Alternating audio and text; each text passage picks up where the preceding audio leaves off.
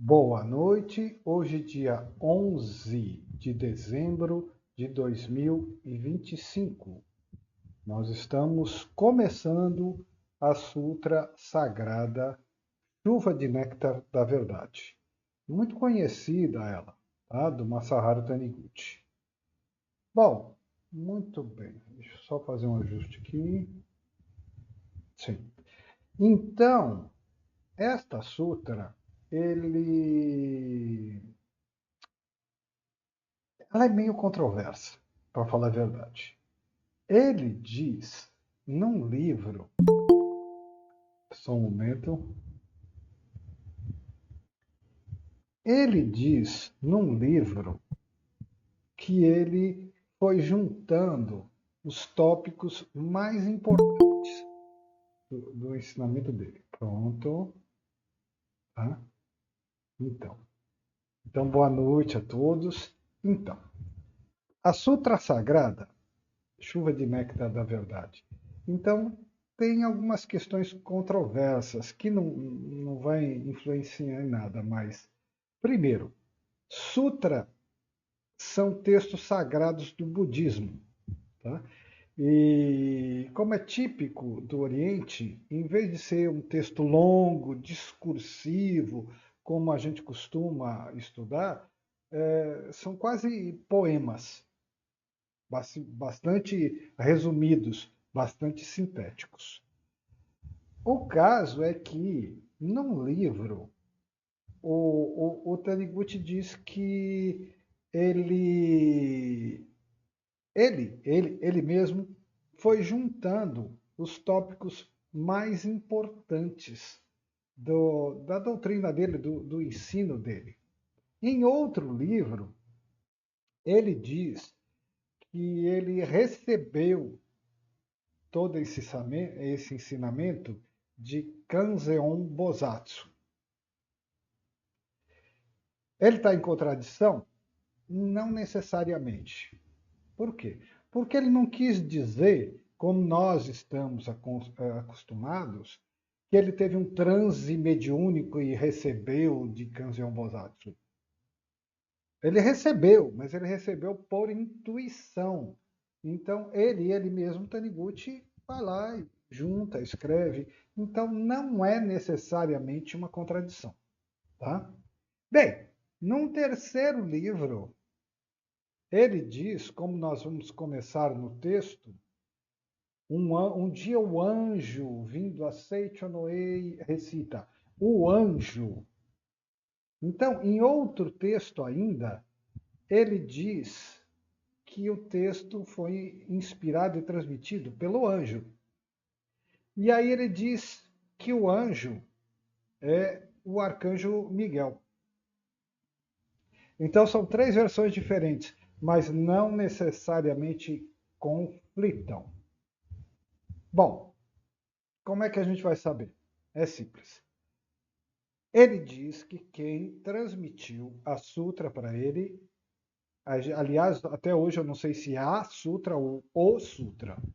Ele chama de a sutra, mas muita gente chama de o sutra. E ele diz então que foi transmitido por Kanzeon Bosatsu. Quem é Kanzeon Bosatsu? Kanzeon Bosatsu é muito conhecida no Japão como a deusa Kanon, deusa da misericórdia. Esta Kanon é a mesmíssima que na China é chamada de Kuan-Yin. Bom, mas e o Arcanjo Miguel e o Kanzeon Bosatsu? Que coisa confusa. Mas o Oriente é assim. Kanzeon Bosatsu é um Bodhisattva. Acontece que um Bodhisattva está acima da dualidade humana. Então ele pode se revelar com várias faces.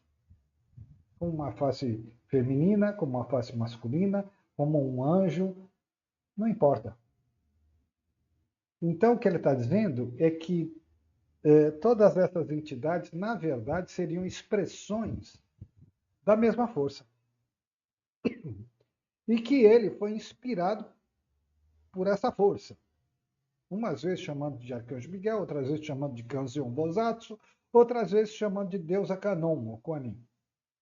E outras vezes dizendo, não, fui eu, Masaharu Taniguchi mesmo que escrevi. E eu não vejo contradição em nada.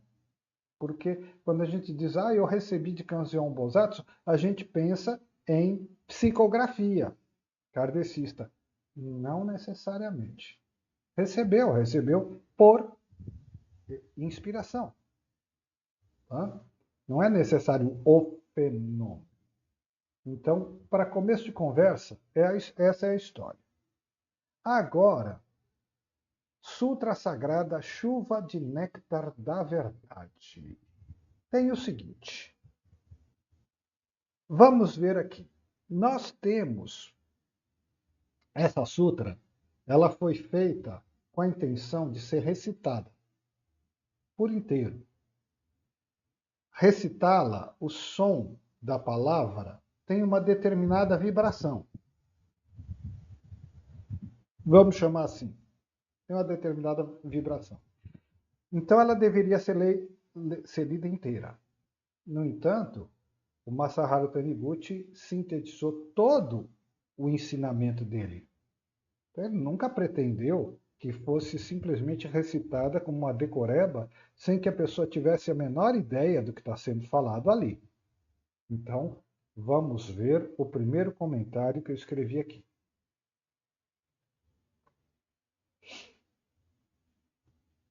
Aqui. Diz um preletor da Seichonai, diz um preletor que, sendo, em princípio, um poema, é importante captarmos diretamente o seu significado por meio do ritmo das palavras, e não por meio de argumentos racionais. Isso ele diz, o tal do preletor.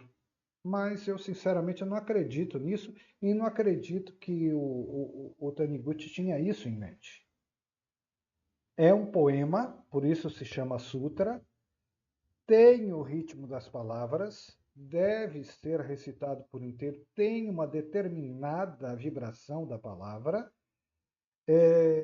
não é desvendada por argumentos racionais, porque a mente racional, a mente humana não pode definir Deus, mas ela também tem que entender o que está sendo apresentado. Então, eu escrevo aqui, eu não acredito mesmo que essa fosse a intenção original do autor. Creio que o ideal seria, primeiramente, uma compreensão mais profunda dos argumentos, e aí sim, então, deixar que o ritmo e a harmonia das palavras permeiem a consciência do leitor. Por isso mesmo, lemos e estudamos os comentários e só então finalizamos com uma leitura contemplativa. Então, o que acontece? Da mesma forma, nós temos na nossa cultura ocidental o Pai Nosso, é uma sutra, é um poema, recitado mecanicamente e vazio de significado. Em qualquer igreja, pelos fiéis, tudo. Pai nosso que está no céu, e ninguém está nem aí com o significado. Nós estudamos o significado no Evangelho, além de estudar frase por frase, ainda vimos uma homilia magnífica de Gregório de Nissa, extremamente profunda, e então nós rezamos com o som, com a vibração da sutra, mas com o espírito mais esclarecido. Não como pessoas ignorantes que não têm a menor noção do que está sendo falado ali. Então, sabe? Então, o que nós vamos fazer? Nós vamos primeiro ler a sutra, mas ler o capítulo. Nós vamos ler. Nós vamos destrinchar, comentar e estudar, e no final desse estudo, ler inteiro o capítulo, para a gente sentir o clima, a vibração, tá bom? Então vamos começar.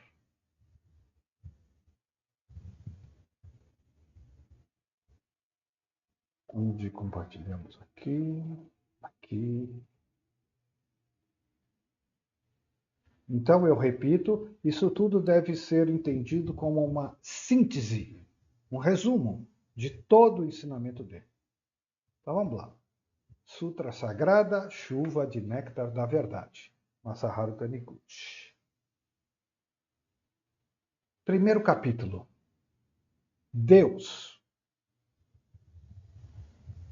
Um dia, o anjo, vindo a Seichonoe, recita: o Deus da criação transcende os 5 sentidos e também o 6º sentido, sagrado, supremo, infinito. Mente que permeia o universo, vida que permeia o universo, lei que permeia o universo, verdade, luz, sabedoria, amor absoluto.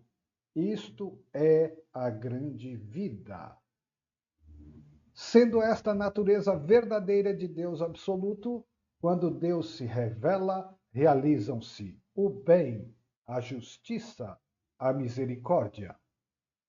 Por si se instala a harmonia, ajusta-se cada um em seu respectivo lugar. E não há dissensões, não há quem lese o próximo, não há quem adoeça, não há quem sofra, não há quem seja miserável. Deus é o todo de tudo. Sendo Deus o todo e o absoluto, nada há além de Deus. Deus cobre toda a realidade. De tudo que há, nada há que não tenha sido criado por Deus. Deus, ao criar todas as coisas, não usa barro, não usa madeira, não usa martelo, não usa cinzel, não usa ferramenta, nem matéria-prima de nenhuma espécie. Cria unicamente com a mente. A mente é o criador de tudo. A mente é a substância que preenche o universo. A mente é Deus onipotente e onipresente. Quando a mente deste Deus onipotente, Deus perfeito, entra em vibração e torna-se palavra, desenvolve-se todo fenômeno e todas as coisas passam a ser. Todas as coisas são mente de Deus.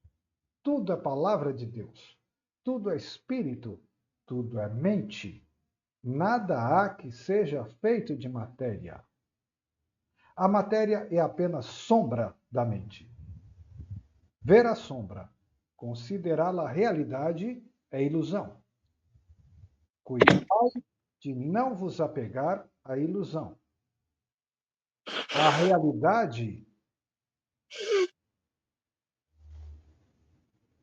realidade é eterna, por isso não perece. A ilusão é efêmera, em breve se desfaz. A realidade, porque é livre, não conhece sofrimentos. A ilusão, porque é uma forma de apego, é farta de dores. A realidade é verdade. A ilusão é falsidade. A realidade transcende os 5 sentidos. Transcende até mesmo o 6º sentido. E não se projeta à percepção do homem. Então, Masaharu Taniguchi, capítulo chamado Deus. Então, isso foi feito para ser recitado, repito, tem uma determinada vibração. Mas agora nós vamos estudar para depois recitar novamente com convicção do que estamos fazendo. Então, um dia o anjo vindo a Seichonoe recita. Já comentei. Em um livro ele diz que o anjo é o arcanjo Miguel. Em outro livro ele diz que ele foi inspirado por Kanzeon Bosatsu. Outro livro ele diz que ele fez a síntese dos ensinamentos dele. E eu acho que todas as três coisas não conflitam, são a mesma coisa. Então ele diz: o Deus da criação transcende os cinco sentidos. Isso é fácil da gente entender. Transcende os cinco sentidos. Nós já falamos várias vezes aqui que os cinco sentidos interpretam isso que a gente chama de realidade. Interpretam como? Por exemplo, esta mesa que está na minha frente, eu interpreto como uma coisa sólida, quando a ciência me diz que são átomos com muito mais espaço dentre eles do que matéria. Então, é uma interpretação. Uma flor vermelha, ela não é vermelha. Ela absorve todas as luzes, menos a vermelha. Então, ela reflete a cor vermelha. E eu aceito aquilo como realidade, entre aspas. E digo que o vermelho é a natureza da flor. Então, nós estamos sempre interpretando, interpretando, interpretando. Nós interpretamos as coisas do infravermelho ao ultravioleta, mas não enxergamos o infravermelho nem o ultravioleta. Enxergamos o intermediário. O som nós ouvimos de uma determinada frequência, que eu não sei de cor, até outra frequência. Mas um cachorro ouve mais. Tem um olfato extremamente mais desenvolvido que o nosso. Então, percepção. A percepção dele é diferente. Então, tudo é percepção. Que é o que eu quero dizer? Que toda percepção é um filtro. Você está filtrando isso que você chama de realidade. Então, ele diz que o ensinamento transcende os cinco sentidos. O Deus da criação, não é nem o ensinamento, o Deus da criação transcende os cinco sentidos. Então, isso a gente consegue entender porque a gente já falou várias vezes aqui. Mas aí ele coloca uma coisa nova. Ele diz assim: transcende também o sexto sentido. O que é o sexto sentido? Pergunta mais do que legítima. O que é o sexto sentido? Então, se a gente só lê a sutra sem estudar, aquilo passa batido. Sexto sentido? Que sexto sentido? O sexto sentido, né, na linguagem do Taniguchi, é a intuição. Eu sei, é estranho entender a intuição como um sexto sentido. Mas vamos seguir o pensamento dele para entender o que ele quer dizer. Ele diz: transcende os cinco sentidos. Já estudamos isso, tudo bem. Transcende os cinco sentidos. Transcende o sexto sentido. Qual é? Intuição. Então, o que ele quer dizer? Ele quer dizer que a intuição, embora seja a nossa ligação direta com o conhecimento divino, o jeito que a gente tem de receber o conhecimento divino, sem dúvida, a função mais elevada da nossa alma, do nosso espírito, mas ainda é uma iniciativa humana. Por isso que ele chamou de sexto sentido. Embora elevadíssima, ainda tem um eu humano que sente a intuição, que percebe. Ainda que perceba coisas elevadas, mas ainda é um eu. Então ele diz que Deus, ninguém menos do que Deus, está muito acima dos cinco sentidos e acima até mesmo da intuição. A intuição não é toda poderosa. Ela pega assim um vislumbre de Deus quando Deus quer. Tá? Então Deus está muito acima da própria intuição. A intuição é a capacidade da gente tatear um pouquinho Deus, da gente ter um vislumbre, da gente receber alguma coisa, mas ainda tem um eu separado de Deus nisso. Então ele chamou de sexto sentido. Um sexto sentido muito mais elevado, mas um sentido porque parte de um eu. Então foi isso que ele quis dizer, tá? Então, o Deus da criação transcende os cinco sentidos e também o sexto sentido. Deixa eu ver se tem alguma nota sobre isso, explicando o que eu já falei, mas só para ver o que está escrito. O Deus da criação transcende os cinco sentidos e também o sexto sentido. O sexto sentido é a intuição, que nos liga diretamente à fonte do conhecimento. Verdade. Mas o receptor ainda é humano. A realidade divina está muito além disso e não pode ser definida com palavras da mente humana. Então a gente chama Deus de incognoscível. Ele não pode ser compreendido pela mente, nem expresso pelas palavras humanas, porque a linguagem humana é a mente humana. Tá? Então, um dia o anjo. Deixa eu compartilhar. Pronto. Um dia o anjo vindo a Seichonoe recita: o Deus da criação transcende os cinco sentidos e também o sexto sentido. Sagrado, supremo, infinito, mente que permeia o universo. Nós vamos parar aqui outra vez. Eu não compartilhei, né? Deixa eu só compartilhar para ficar mais bonito. Aqui. Deus. Um dia o anjo vindo a Seichonoe recita: o Deus da criação transcende os cinco sentidos e também o sexto sentido. Sagrado, supremo, infinito, mente que permeia o universo, vida que permeia o universo, lei que permeia o universo.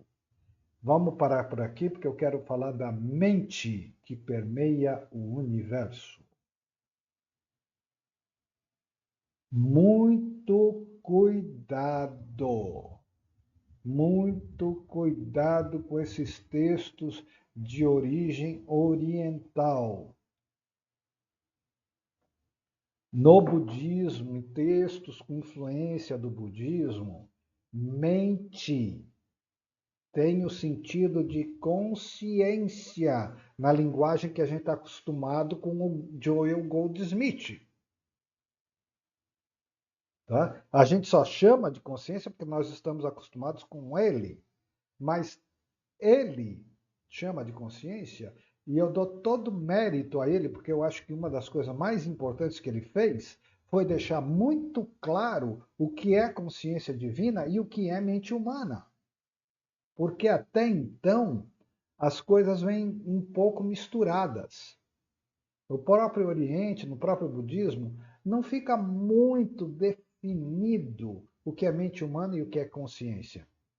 Mas frequentemente eles escrevem mente com M maiúsculo, querendo expressar algo maior. Tá? E nesse trecho, sempre que aparece mente, é letra maiúscula. Então, podemos entender, como a gente está acostumado, consciência divina. Então ele diz assim: transcende os cinco sentidos, também o sexto sentido, sagrado, entendemos, supremo, entendemos, infinito, supremos, mente que permeia o universo, quer dizer, consciência divina, consciência que permeia o universo. Pronto? Então vamos adiante.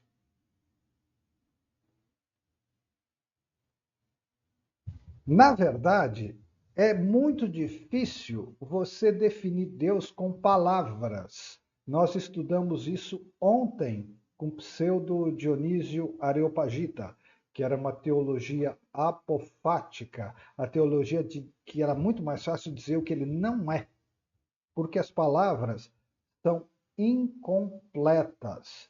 Deus é tão vasto, tão além da mente humana, que nenhuma palavra pode definir. No entanto, para que a gente possa pelo menos se comunicar, então aqui ele está expresso em algumas palavras e que a gente reconhece sem discutir.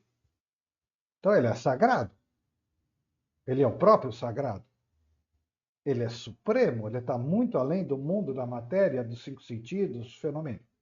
Ele é infinito. O caminho, a obra do Goldsmith, ele chamou de caminho infinito, que é um conceito de Gregório de Nissa, na verdade. Ele diz que é mente que permeia o universo. Aí, como a linguagem falha. É mente que permeia o universo? É.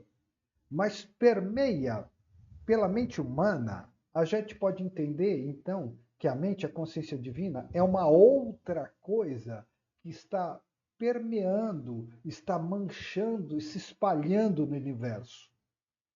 E não é verdade. Porque o universo, enquanto matéria, nem sequer existe. Então, o texto não está errado. O problema é que a linguagem humana não dá conta. Então, mente que permeia o universo. Ele poderia ter dito assim, por exemplo, mente que sustenta o universo.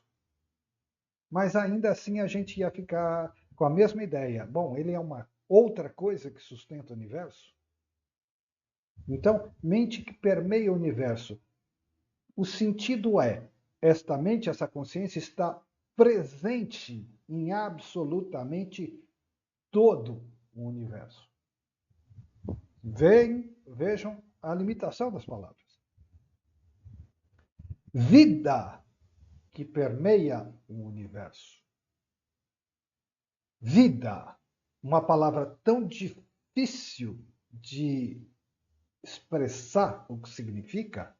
Inclusive, no curso do Taniguchi mesmo, a gente já pegou um texto em que ele fala o que é vida. A gente pode pegar uma semente de pomeia, olhar no microscópio, ver o embrião e tudo, e, no entanto, a gente não consegue responder o que é vida. Vida, o maior de todos os mistérios, a vida é o próprio Deus. São palavras que eu falo sempre, mas mais uma vez são palavras. Vida que permeia o universo. Então, é a própria vida. Deus é a própria vida, Deus da vida. O grande problema é que eu, mesmo não sabendo dizer o que é vida, eu sei que eu estou vivo. Então eu estou diante do maior de todos os mistérios. O que é isso que se chama vida? E por que eu digo que eu estou vivo? Quem sou eu? Hã? Vão vendo. Lei que permeia o universo.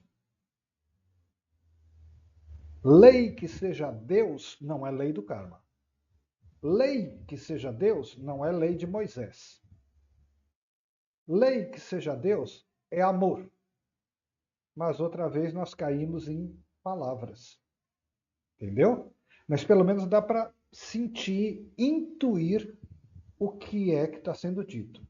Lei que permeia o universo. Mas aí ele vai dizer, o que é essa lei? É verdade? É luz? É sabedoria? É amor absoluto. Isto é a grande vida. Outra vez caímos, então, numa palavra que não dá para definir o que é vida, o que é amor e o que é a grande vida. Então, nós chegamos à conclusão, no texto dele, a gente já estudou isso, que só há uma vida. Uma grande vida, que é interpretada fragmentada. Mas só há uma grande vida, que é a vida de Deus. Então, aí eu volto e pergunto de novo. Então, Se há uma grande vida e essa grande vida é Deus, e só essa é a grande vida de Deus, o que é isso que eu digo, eu estou vivo? Como é que eu posso compreender isso? Muito bem. Aliás, para falar a verdade, eu estou vivo, como é que eu posso compreender isso? Bom, na verdade mesmo, não posso compreender. A mente humana não pode compreender isso. O espírito, a minha verdadeira natureza, compreende. Mas Giancarlo, a mente humana, não pode compreender isso. A gente pega esses estudos, ajuda muitíssimo, mas não entra no mistério. Leva a gente até a porta do mistério, até o portão de Deus. E isso eu acho importantíssimo, para não ficar repetindo a sutra mecanicamente que nem papagaio. Mas a gente vai só até a porta do mistério. Depois disso, o que é estar vivo? O que é vida? Eu estou vivo. O corpo vai morrer e eu pergunto outra vez: o que é isso? Eu estou vivo. Né? A mente não pode responder. Agora, eu no fundo do coração, eu sinto o que é, mas não consigo dizer. Tá? Então, Deus está muito além da linguagem humana. A linguagem humana é a própria mente humana. A mente racional é a própria linguagem. Vamos lá. Mais um pouquinho.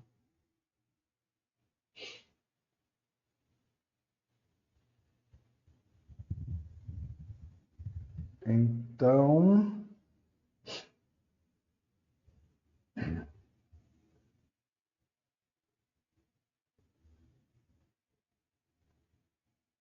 para não perder o fluxo, eu vou ler até aí e avançar um pouquinho. Um dia o anjo vindo a Seichonoe recita: o Deus da criação transcende os 5 sentidos e também o sexto sentido. Sagrado, supremo, infinito, mente que permeia o universo, vida que permeia o universo, lei que permeia o universo, verdade, luz, sabedoria, amor absoluto. Isto é a grande vida. Sendo esta a natureza verdadeira de Deus absoluto, quando Deus se revela, realizam-se o bem, a justiça, a misericórdia.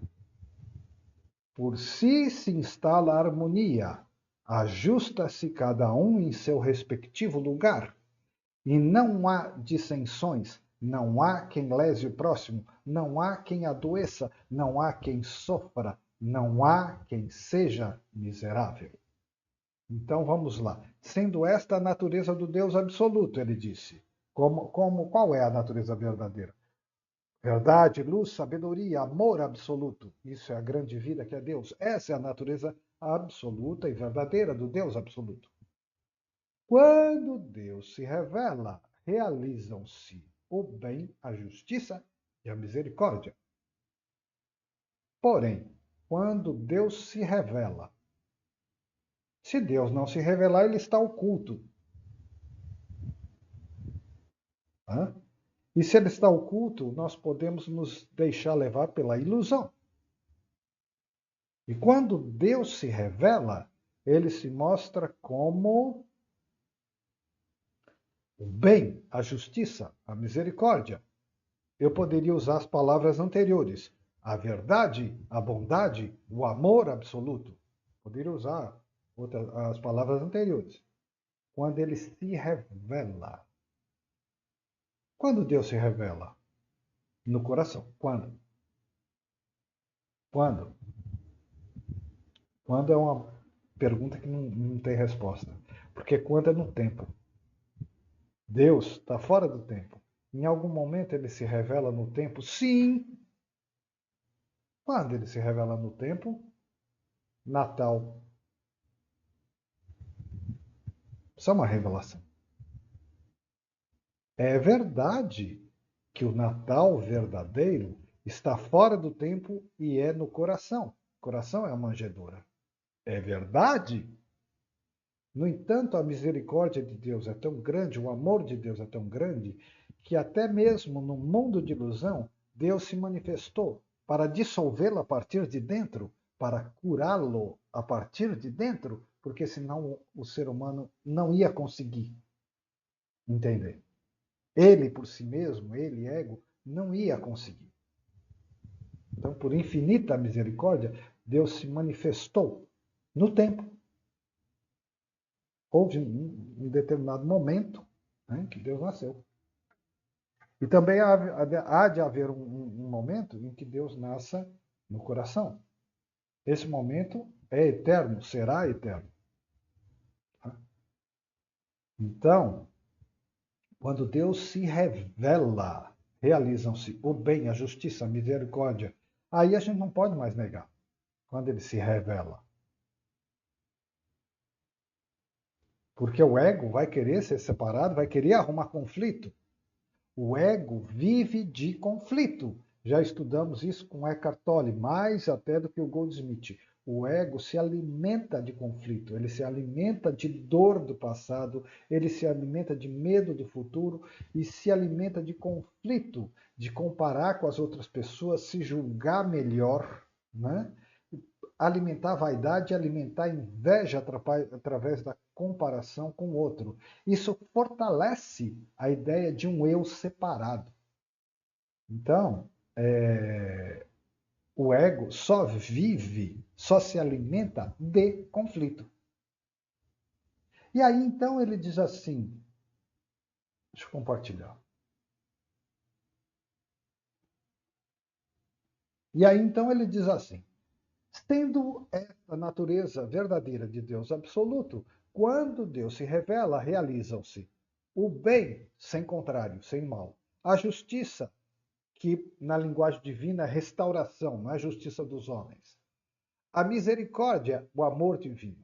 E aí ele diz: por si se instala a harmonia, ajusta-se cada um em seu lugar. Não há dissensões. Não há quem lese o próximo. Por quê? Se Deus se revela plenamente como bem, como justiça, como a misericórdia na minha vida, a minha vida é a vida do outro também. Não existe minha vida. Se Deus se revela como bem, a justiça, a misericórdia, significa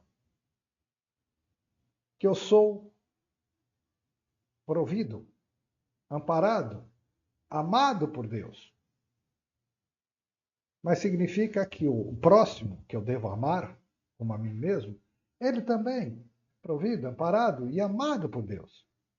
Agora, se eu sou amado por Deus e Deus é minha provisão infinita, por que eu preciso puxar o tapete do outro?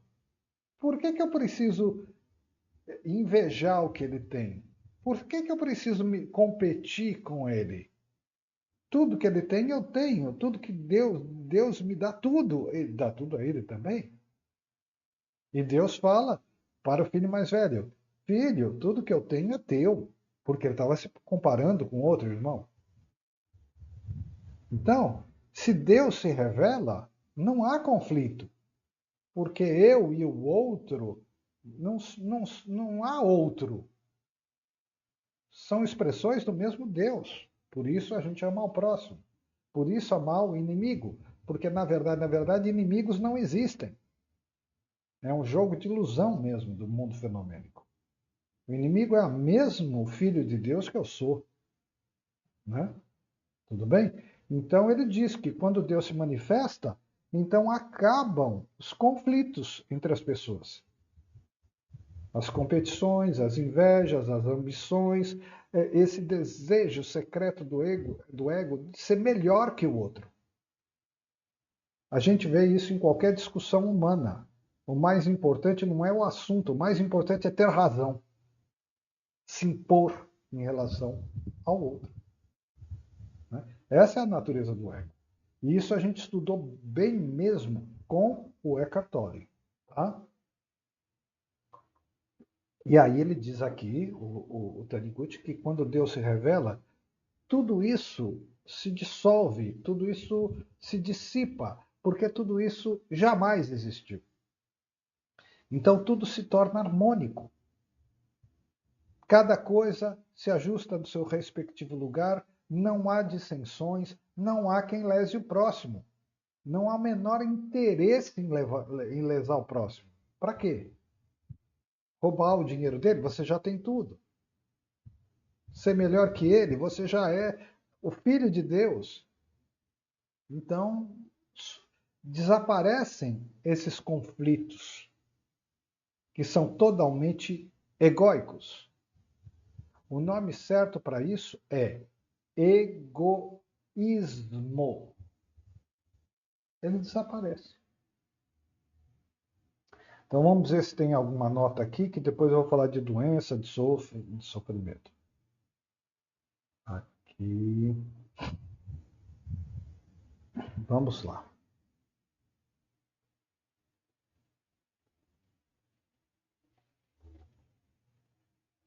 Bom, eu vou voltar para trás e ler alguns comentários que eu já falei, mas vamos repetir para afirmar um pouco, né? Então, nós falávamos lá de mente que permeia o universo.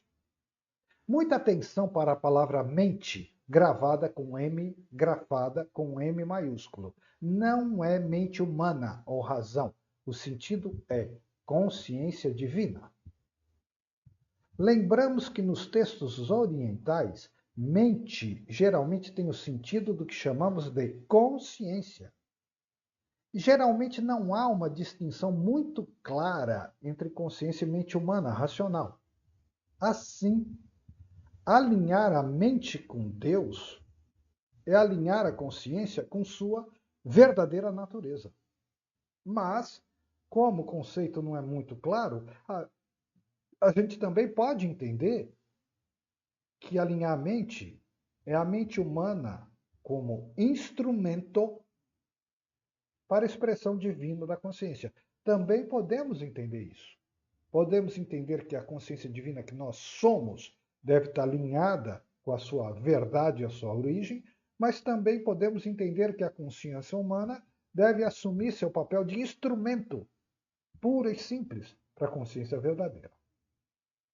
Então, esse é um comentário sobre tudo aquilo que eu tinha falado sobre a mente. Depois eu falei, isto é a grande vida, a vida de Deus.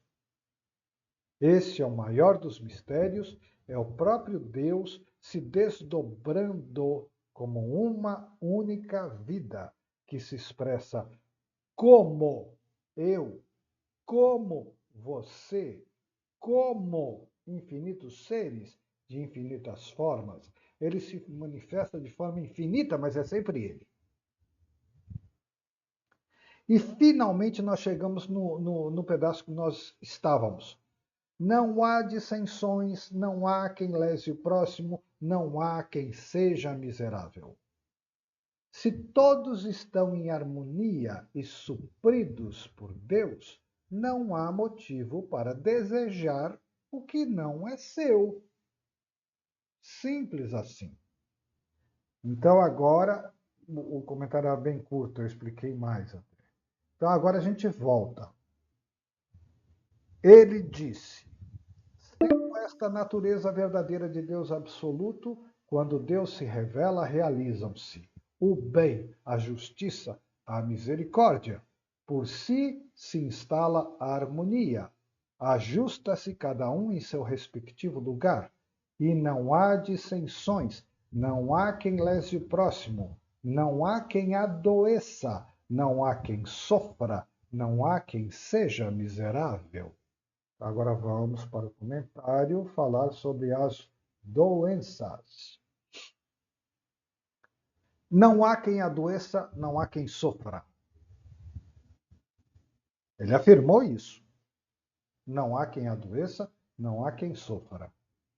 É difícil para o homem mundano aceitar que a doença não existe E o homem não nasceu para chorar. Muito difícil o ser humano aceitar isso. Aceitar que a doença não existe e que ele não nasceu para chorar. Mas, humanamente, passamos pela experiência da vida como escola. Estudamos isso na segunda-feira.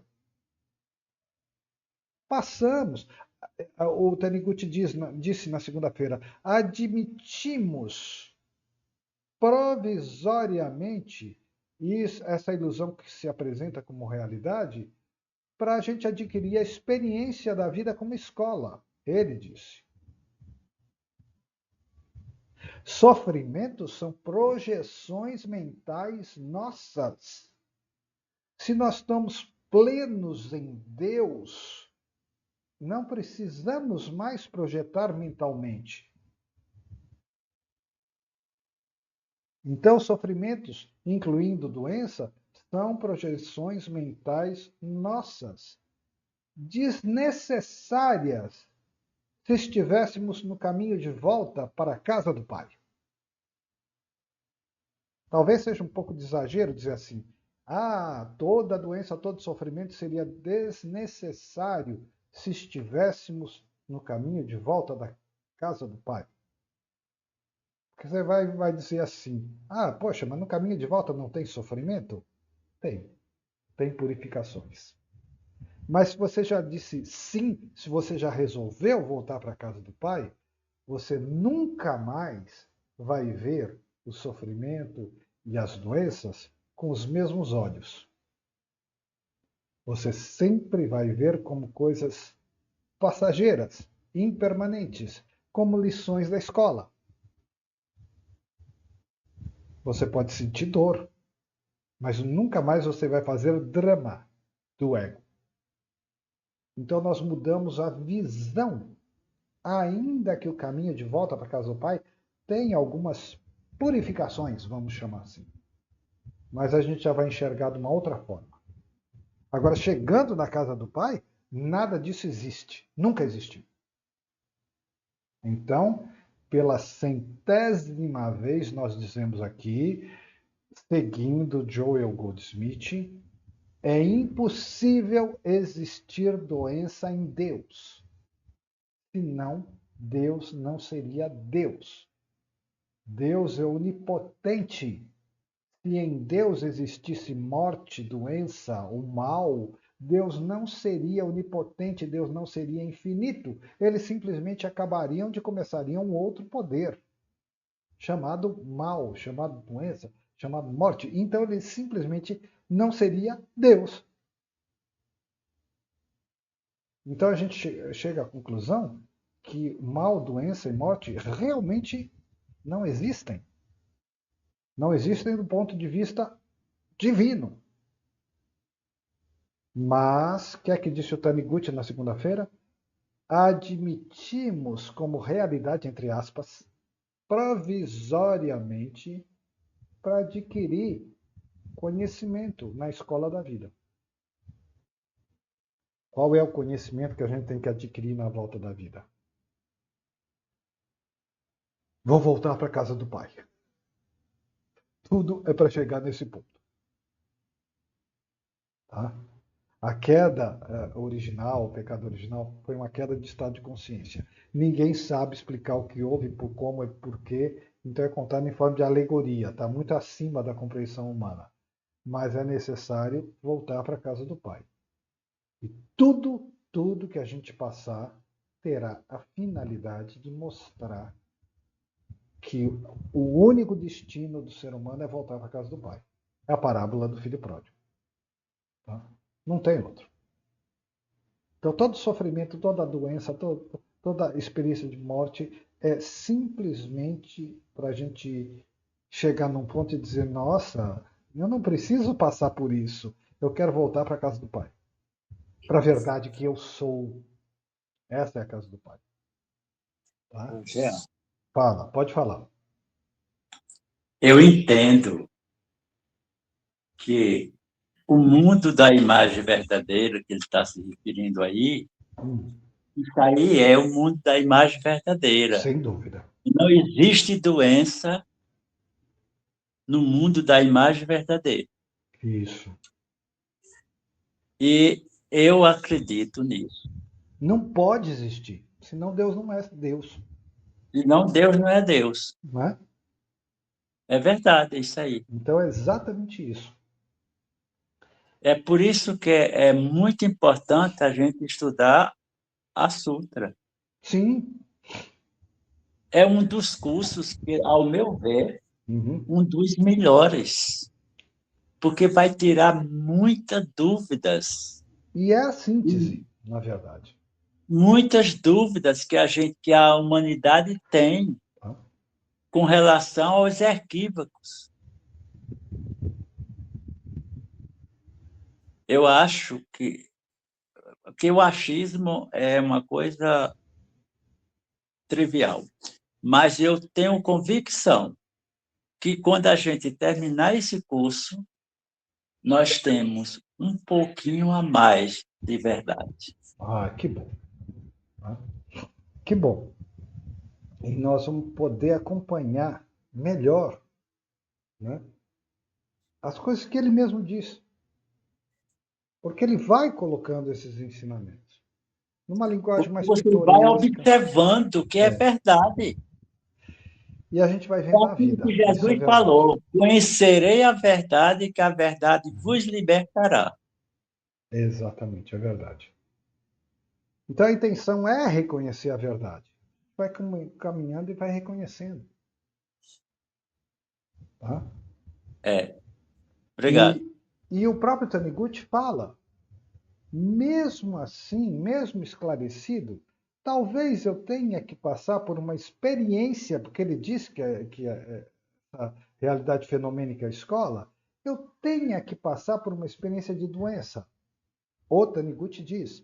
E ele disse, mas eu não sou o eu enfermo. Então, é passageiro. É passageiro. Se é passageiro, é ilusório. Então, eventualmente, talvez eu passe pela experiência ilusória. Mas talvez eu passe pela experiência. Mas, como eu falei, pode até doer. Eu disse, poxa, tá doendo. Mas eu não vou fazer drama, porque eu estou olhando com os outros olhos. Não é o que eu sou, em absoluto. Nem sequer existe. É uma experiência que minha mente está projetando para ensinamento, para purificação. Para eu dizer, no final das contas, eu quero voltar para a casa do pai. Tá? Então, não é dizer que na condição humana eu leio a sutra e não vou adoecer. Posso adoecer, mas é projeção mental minha. Não é Deus que fabricou isso. Bom, se é projeção mental minha, então vamos caminhando, nos esclarecendo, nos enchendo de amor e gratidão, né? E dizendo sim a Deus para voltar para a nossa verdadeira natureza, que o Taniguchi chama de imagem verdadeira. Então, qual é o sentido do sofrimento? Foi projetado mentalmente. Mas é engraçado, ele não é totalmente estúpido, sem motivo. Por que eu estou projetando isso? Para eu ser conduzido de volta à consciência. A minha própria consciência está projetando e ela própria tem o objetivo de voltar para a casa do Pai. Obviamente, se eu aceitasse a volta para a casa do Pai, muito sofrimento se tornaria desnecessário. E por que eu falo muito sofrimento e não todo sofrimento? Porque eu estou na condição humana. Porque na verdade mesmo, todo o sofrimento seria desnecessário. Mas nós vamos chegar nesse ponto. Nós vamos chegar nesse ponto. Bem, mas eu hoje, alguém pode me dizer, mas eu hoje eu tenho uma doença muito grave. Alguém pode dizer isso para mim. Eu vou dizer assim, não negue o que a vida te mostra como experiência, não como verdade. Tudo bem. Mas compreenda a verdade que está por trás do que está acontecendo. Isso, na verdade, não existe. Dizer que não existe significa não é eterno. É uma experiência só. Não é eterno. Então, a gente até passa pela experiência, mas a gente começa a olhar com outros olhos. Eu não sou isso. O que é que isso quer me dizer? É projeção minha, mas o que que minha consciência quer dizer para mim? Ele está dizendo, volte para casa. Sempre. A mensagem é sempre a mesma. Volte para casa. Tá? Então, voltando à sutra, a sutra diz que não há quem adoeça. Verdadeiramente, não há. Mais uma vez eu digo, não quer dizer que esse eu humano não passe pela experiência da doença. Agora, eu sou esse eu fenomênico? Não sou. É isso que ele está dizendo. Na verdade, que eu sou, não há quem adoeça. Não existe doença em Deus. Né? Então, tudo bem, escola da vida, mas qual é o objetivo da escola? Passar de ano e voltar para casa do pai. Fim. Fim. Se o ser humano aceitasse Deus com amor, jamais seria necessário sofrimento, doença, morte, porque isso simplesmente não existe em Deus, não existe no que nós somos. Então não seria necessário. Por que é necessário? Porque nós estamos na condição humana projetando essas coisas, né, para que a gente, vou voltar àquela mesma metáfora, para que a gente vire de volta para o sol.